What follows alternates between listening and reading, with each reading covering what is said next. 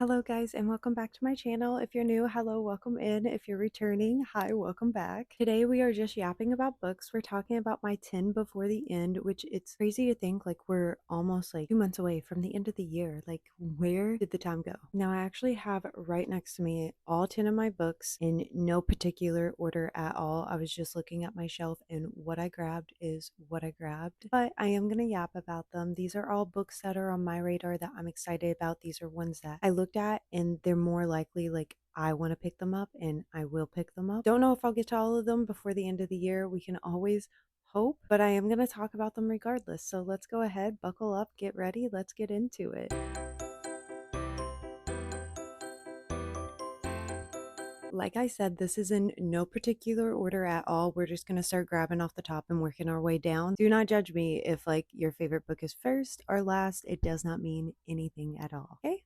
Okay, we are starting with number one, One for My Enemy by Olivia Blake. This has been on my radar ever since I actually saw a reading vlog on it and learned that it is a Romeo and Juliet retelling, but with witches. So it's a fun little twist. I do want to get to it because we are still in the fall like season, and so I'm itching to pick this up. I know nothing else about it. I know that some people say it's a little weird at first, so give it a chance to really get into it. But I'm excited for this. I don't know. I love Romeo and Juliet. I love Shakespeare. This or another book that I can't tell y'all about would be my first like Shakespeare retelling, and I would love that. This one I'm excited about for too. It is Bride by Ali Hazelwood. Now, if you know, Mate has recently came out, and I heard Mate is better than Bride, and so I really need to pick up Bride. I've been wanting to pick this up since it got released. I went out, bought the signed hard copy, like, and just never picked it up. I know nothing about this except for it's an arranged marriage, enemies to lovers, there's nodding, and I've never read about that before, so I'm very curious. People say like this is better than her rom-coms. As someone who absolutely loves and adores all of Ali's rom-coms that I've read so far, I'm working my way through her work. Okay, don't judge me. I'm working my way through it. I love her rom-coms. So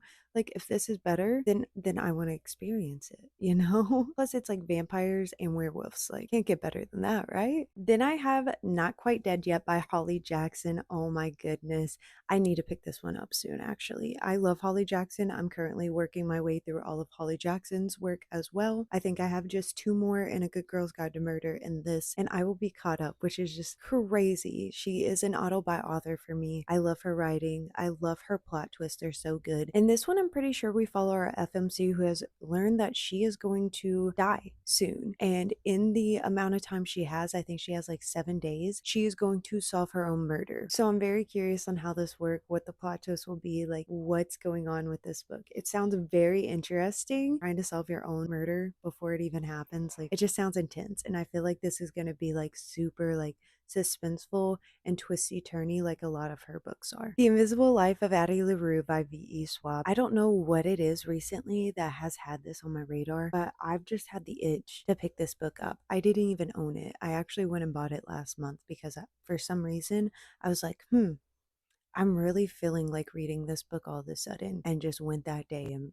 got it. No questions asked. So, if you haven't heard about this book, we follow a girl named Addie who has made a deal with the devil to basically have immortality, but in exchange for that, no one will ever remember her. As soon as she walks out the door, they don't remember her. And then one day she runs into this boy who does remember her. And it just sounds so interesting. I don't know why I haven't picked this up sooner because I love the idea of this plot, and I feel like this is going to be an emotional story, and I've heard great things about this too. So like honestly, I think I'm just dumb for not picking it up sooner, but I think I really am gonna like this one, and I feel like this is just giving like cozy winter vibes, so I'm waiting for December to really pick this one up. I feel like some people are gonna be shocked that I have this and other people are not gonna be shocked, because if you watch some of my older videos you would hear me rave about this universe. Okay, Wild Reverence by Rebecca Ross. I love Divine Rivals. If you have not read Divine Rivals, what are you doing? Go pick it up right now. Stop the video, pause it, go pick it up. Come back after. Okay, you're back? Great. Welcome back. Okay. Wild Reverence by Rebecca Ross is actually set in the same world as Divine Rivals and Ruthless Vows, but it's before the war and everything. And I've heard the yearning in this is top notch. And basically we follow our FMC, who I'm pretty sure is a god, the one who like sends messages and stuff like that. I don't know, actually. Don't hold me to that. I could be butchering this. I am butchering this actually. But basically, I love Rebecca Ross for writing. I love Divine Rivals. So therefore, I must read this. It is required of me. You know how earlier during the first book, I was like, I can't tell you about a different book because yeah. Well, anyways, that is Burning Daylight by Emily McIntyre. A moment for the sprayed edges, because these sprayed edges are gorgeous. Oh my goodness. This is a Romeo and Juliet retelling as well. One of these two are being picked up by the end of the year. I have got to get my hands on a Romeo and Juliet retelling, and one of these two will be picked up. Rival Families, love it. The cover, stunning. Emily McIntyre, I've read before. I already know I love her writing. I'm so excited for this. I'm ready. I don't know what to expect, but I'm expecting some emotional trauma and for her to piece it back together and for them to get their happy ending finally, because Romeo and Juliet deserved it. Their families were just crazy, but I stand by it. And so I'm excited for this one. This next one has actually taken book talk by storm recently. And I don't know why I'm late to the trend, why I'm late to the hype, but as normal, I am.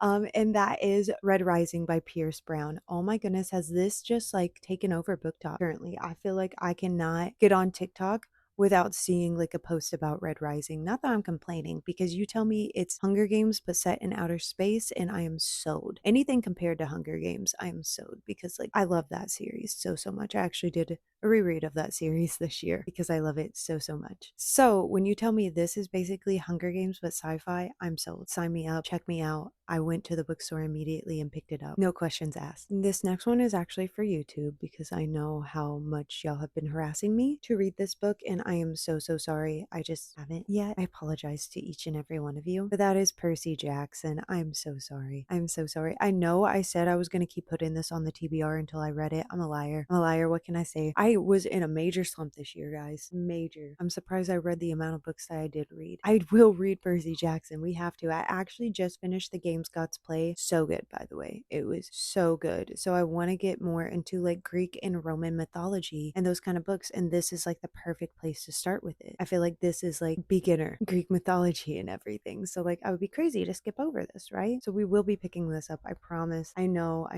I've been slacking. I have seen the movie, but it's been like so many years. So many years. I don't even really remember the movie. So this is kind of just going to be new to me going into. So we'll see how it goes. Yeah, remember how I said you can't compare anything to Hunger Games and expect me not to pick it up? Well, same thing with Fourth Wing. Okay, you cannot compare something to Fourth Wing and expect me not to pick it up, because I want to experience Fourth Wing all over again. If I could erase my memory, clear from my brain, and start over with that series, I would. I love the Imperium series. I will die on a hill for that series. With that being said, Direbound. Like, yes, I heard this is Fourth Wing, but Direwolves. I'm ready for it. I'm ready for it. I am looking for that same feeling that Fourth Wing gave me, and I'm hoping Direbound will bring those feelings to me, those emotions to me. I'm ready for it. I'm buckled up. I'm taking caution. I'm proceeding with caution. All the explanation it really needs. Honestly, I just need to pick this up. It's a matter of when will I pick it up. It's looking a little thicker, but honestly, I'm in the middle of like an almost 700-page book right now. It's been a lot,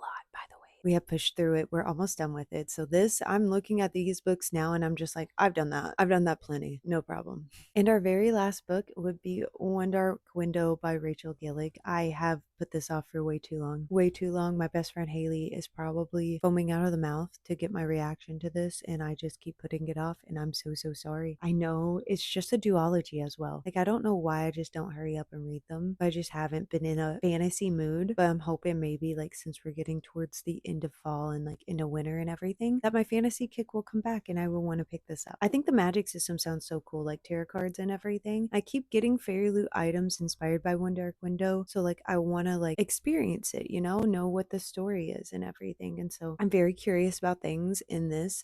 I think what freaks me out the most is knowing she has like a voice inside her head, and I thought for the longest time that that person just lived inside her head. I was told I was wrong, so like I need to figure some stuff out as well. I have questions I need answers there's 2 already. But yes, that is everything. That is all 10 books that I would love, love, love, love, love to get to before the end of the year. Will I? Don't know. If I do, I will be very, very shocked and happy with myself. If not, some of them will probably end up on our 26 in 2026. I'm sure some of them will make their way over there. So there's so many books I want to read in so little time. I appreciate y'all for hanging out today with me while I just yap about these books. I know it's a quicker video. Sometimes we like that, sometimes we don't. Don't know if we do or not. Let me know in the comments if you do. Also, let me know one of your books that you want to get to before the end of the year. And who knows, maybe I may already have it on my TBR and it will convince me to pick it up sooner and ignore these 10 books. Okay, appreciate y'all. Love y'all. Bye.